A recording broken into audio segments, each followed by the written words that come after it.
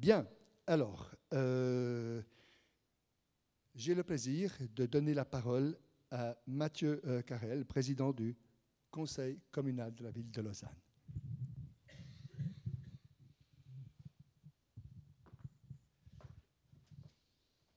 Voilà, merci monsieur le directeur, merci pour votre invitation. Je viens vous apporter le mot de bienvenue des autorités lausannoises, du conseil communal que je représente, ainsi que de la municipalité, qui tient à vous dire qu'on est tous extrêmement fiers que le territoire lausannois accueille ce genre de conférence, parce que précisément c'est le style d'événement qu'on souhaite pour Lausanne, le style d'événement qui met en valeur la recherche académique, mais aussi le travail des ONG, et puis les thématiques écologiques qui sont chères à Lausanne. C'est pas non plus anodin finalement qu'une fondation comme la Fondation Aquatis se développe à Lausanne.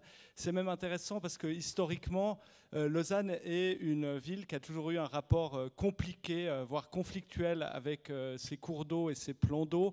C'est une ville qui, dans son urbanisation, a enterré le Flon. C'est une ville qui a muré la Louve, qui sont les deux rivières qui traversaient Lausanne, et qui a souvent nié finalement même qu'elle se trouvait au bord d'un lac, et a allègrement bétonné les rives du lac jusqu'il y a peu. Et on voit en fait depuis une quinzaine d'années finalement se développer une prise de conscience de cet événement et de l'importance des eaux à Lausanne, avec le développement alors certaines fois la situation est trop désespérée pour faire quoi que ce soit, mais dans des rivières comme la Cambronne et la Voichère, le développement d'un espace réservé aux eaux qu'on est en train de planifier, qui doit permettre précisément au lit naturel de la rivière de retrouver son cours, qui doit permettre aussi de développer des bandes riveraines pour des espaces amphibiens et des espaces aquatiques qui permettent à la biodiversité de revenir. Donc c'est un travail qui est en cours, hein, qui fait suite précisément à un long moment où on a vu les ruisseaux comme étant des nuisances, et c'est un travail pour lequel on bénéficie, et on pourra bénéficier aussi de la présence de la Fondation Aquatis et de ce souci de conservation qui vous réunit tous cet après-midi.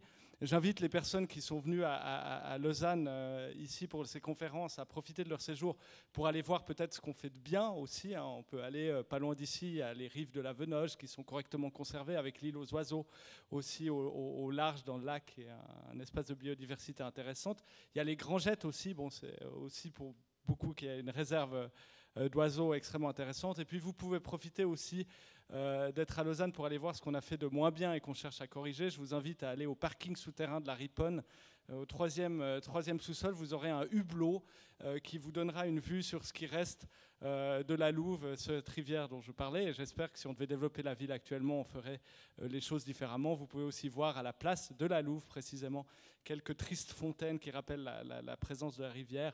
Donc voilà, il y a du bon à Lausanne, il y a aussi un peu de mauvais. Je pense qu'on profite de la présence de telles conférences pour précisément s'améliorer et prendre conscience de ces enjeux que sont la présence des eaux, y compris en milieu urbain. Donc je vous souhaite une excellente conférence, et à nouveau je vous dis combien on est fiers de vous accueillir et d'accueillir ce genre d'événement à Lausanne. Voilà. Merci. Avec plaisir.